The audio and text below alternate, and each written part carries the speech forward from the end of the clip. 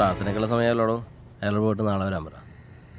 അച്ഛോ ഞാൻ കുറെ പറഞ്ഞു നോക്കിയതാ, പക്ഷെ അയാൾ കുമ്പസരിച്ചിട്ടേ പോകുന്നുള്ളൂ. എന്നാ പിന്നെ കുറച്ചേരം അയാൾ അവിടെ ഇരിക്കട്ടെ, അത് ഞാൻ നോക്കിക്കൊള്ളാം. തവിന ടൗണിൽ പോകാനുള്ള കാര്യങ്ങൾ നോക്ക്. ഈശോ മിശിഹായ്ക്ക് സ്തുതിയായിരിക്കട്ടെ ചോ. ഇപ്പോഴും എപ്പോഴും സ്തുതിയായിരിക്കട്ടെ. ഇങ്ങനെയൊരു സമയത്ത് വന്ന് അച്ഛനെ ബുദ്ധിമുട്ടിച്ചാൽ ക്ഷമിക്കണം. അതൊക്കെ പോട്ടെ, നമുക്ക് സമയമില്ലാത്തതുകൊണ്ട് പെട്ടെന്ന് തീർക്കണം. എന്താണ് ഇവിടെ തന്നെ വരാൻ എന്താണ് കാര്യം? അതെല്ലാം പറയുന്നതിന് മുമ്പ് ഞാൻ എൻ്റെ കുമ്പസാരത്തെ പറ്റിയൊന്ന് പറയാം. ബൈബിളിൽ പറഞ്ഞതുപോലെ നല്ല മനുഷ്യൻ തൻ്റെ ഹൃദയത്തിൻ്റെ നല്ല നിക്ഷേപത്തിൽ നിന്നും നല്ലത് പുറപ്പെടുവിക്കുന്നു, ദുഷ്ടൻ ദോഷമായ ഹൃദയത്തിൽ നിന്നും ദോഷം പുറപ്പെടുവിക്കുന്നു. ഹൃദയത്തിൽ നിന്ന് കവിയുന്നതല്ലോ വായ പുറപ്പെടുവിക്കുന്നു. ലൂക്ക 6:45. ഇതിൽ പറഞ്ഞിരിക്കുന്ന നല്ല മനുഷ്യരായ 3 പാപികളെ ഞാൻ കൊലപ്പെടുത്തി ഫാദർ.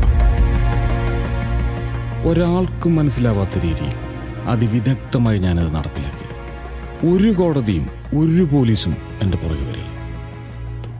എന്തൊക്കെ ചെയ്താലും അവർ എന്നിലേക്ക് എത്തില്ല ഫാദർ. യോഹന്നാൻ പറഞ്ഞതുപോലെ സത്യം ഞാൻ അറിയുകയും ആ സത്യം എന്നെ സ്വതന്ത്രനാക്കുകയും ചെയ്യും.